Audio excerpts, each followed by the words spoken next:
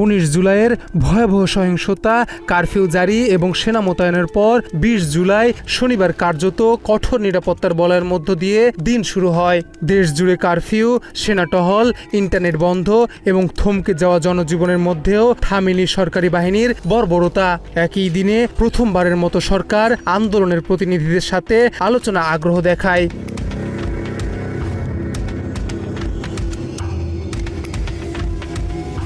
প্রথম দফায় 19 জুলাই মধ্যরাত থেকে 20 জুলাই দুপুর 12টা পর্যন্ত কারফিউ কার্যকর থাকে।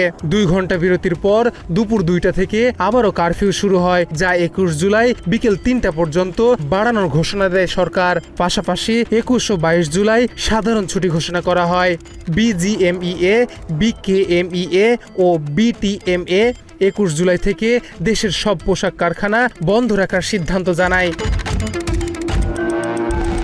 এদিন টানা তৃতীয় দিনের মতো ইন্টারনেট সেবা বন্ধ থাকে। কারফিউর কারণে সড়কে যানবাহন ও মানুষের উপস্থিতি ছিল খুবই সীমিত। তবে এর মধ্যেই রাজপথে ছিল আন্দোলনকারীরা। দেশের বিভিন্ন স্থানে হাসিনার বাহিনী হামলায় এদিন প্রাণ হারায় অন্তত 37 জন। এরই মধ্যে ঢাকায় 25 জন, ময়মনসিংহ ও সাভারে 4 জন, গাজীপুরে 2 জন এবং নরসিংদীতে 2 জন নিহত হওয়ার খবর পাওয়া যায়। এরই মধ্যে শুক্রবার দিবাগত রাত 2:30টার দিকে রাজধানীর খিলগাঁও থেকে বৈষম্যবিরোধী ছাত্র আন্দোলনের অন্যতম সমন্বয়ক নাহিদ ইসলামকে আইনশৃঙ্খলা বাহিনী পরিচয়ে তুলে নেওয়া হয়। স্বৈরাচারী সরকারের পক্ষ থেকে দাবি করা হয়, শিক্ষার্থীদের যৌক্তিক আন্দোলনকে ঢাল হিসেবে ব্যবহার করে বিএনপি, জামাত ও তাদের সমর্থকরা সহিংসতা চালাচ্ছে।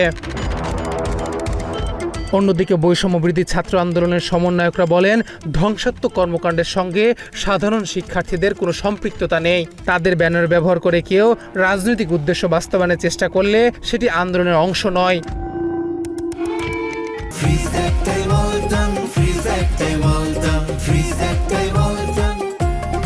বিএনপির মহাসচিব মির্জা ফখরুল ইসলাম আলমগীর অভিযোগ করেন, দমন নীতির মাধ্যমে সরকার পরিস্থিতি সামাল দিতে পারবে না।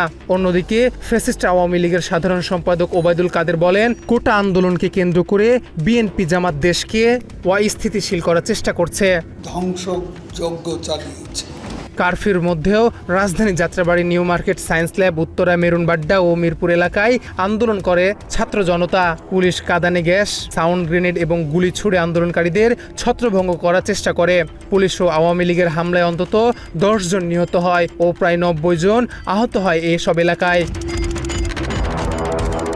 মিরপুরে দিনভর ধাওয়া পাল্টা ধাওয়ার মধ্যে মেট্রো রেলের কাজীপাড়া স্টেশনে অগ্নিসংযোগের ঘটনা ঘটে। পরে মেট্রো রেল, এক্সপ্রেসওয়ে এবং মেয়র হানিফ ফ্লাইওভার বন্ধ করার ঘোষণা করা হয়।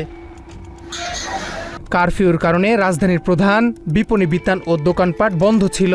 ডিএমপি জানায়, কারফিউ অমান্য করলে 1 বছরের কারাদণ্ড ও জরিমানার বিধান রয়েছে। এদিন সবচেয়ে গুরুত্বপূর্ণ রাজনৈতিক ঘটনাগুলোর একটি ঘটে গভীর রাতে। মিন্টু রোডের রাষ্ট্রীয় অতিথি ভবন পদ্মায় বৈষম্যবিরোধী ছাত্র আন্দোলনের 3 জন সমন্বয়কের সঙ্গে বৈঠকে বসেন সরকারি মন্ত্রীরা। সেখানে আন্দোলনের প্রতিনিধিরা 8 দফা দাবি উপস্থাপন করেন এবং জানান, এসব দাবি বাস্তবায়নের অগ্রগতি হলেই কেবল কোটা সংস্কারের মূল দাবি নিয়ে আলোচনায় বসবে। আমরা শুধু আমাদের যে দাবিগুলো রয়েছে এই দাবিগুলো পৌঁছে দেওয়ার জন্য এখানে এসেছি। বৈঠক শেষে ফ্যাসিস্ট সরকারের আইনমন্ত্রী আনিসুল হক বলেন, আলোচনা ফলপ্রসূ হয়েছে এবং শিক্ষার্থীদের উত্থাপিত দাবিগুলো যৌক্তিক ও সমাধানযোগ্য। তবে তার এই বক্তব্য ছিল একপাক্ষিক এবং আন্দোলনকে দমনের একটি অপকৌশল। দেখেছি এবং দেখে এটার একটা যৌক্তিক সমাধানে যাওয়া সম্ভব। রাজধানীতে নিরাপত্তা জোরদারে সারাদিন র্যাবের হেলিকপ্টার টহল দেয়। বঙ্গভবন, গণভবন, বিভিন্ন মন্ত্রণালয়, সরকারি গুরুত্বপূর্ণ স্থাপনা, কারাগার এবং রাষ্ট্রীয় গুরুত্বপূর্ণ ব্যক্তিদের বাসভবনের সামনে বাড়তি নিরাপত্তা দেওয়া হয়। ঢাকার বিভিন্ন গুরুত্বপূর্ণ মোড়ে সেনাবাহিনী, র্যাব ও পুলিশ চেকপোস্ট বসায়। জরুরি প্রয়োজনে বাইরে বের হতে হলে ডিএনপির কারফিউ পাস সংগ্রহ করতে হয়। দিনভর যাত্রাবাড়ি, শনিরাখড়া, রায়েরবাগ, কাজলা, রামপুরা, বনশ্রী, বাড্ডা, ভাটারা, ধানমন্ডি, নিউ মার্কেট, আজিমপুর ও উত্তরার বিভিন্ন এলাকায় বিক্ষোভ ও সংঘর্ষ চলতে থাকে।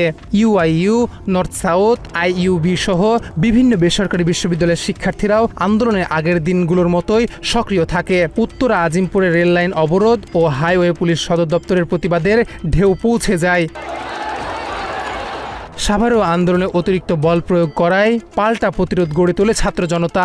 হামলা ভাঙচুরের ঘটনা ঘটে উপজেলা প্রাণী সম্পদ কার্যালয়েও। পরে সেনাবাহিনী মোতায়েন করে পরিস্থিতি নিয়ন্ত্রণে আনে। কারফিউ, ইন্টারনেট বিচ্ছিন্নতা, অব্যাহত সংঘর্ষ ও প্রাণহানির মধ্যেই 20 জুলাই শেষ হয়। তবে এই দিনে সরকার ও আন্দোলনের প্রতিনিধিদের মধ্যে প্রথম আনুষ্ঠানিক সংলাপের সূচনা পরবর্তী ঘটনা প্রবাহকে নতুন মাত্রা যোগ করে। সাধারণ শিক্ষার্থীরা সেই সংলাপ বয়কট করে অকপটে। শাহরিয়ার ফাহিম, বাংলা এডিশন।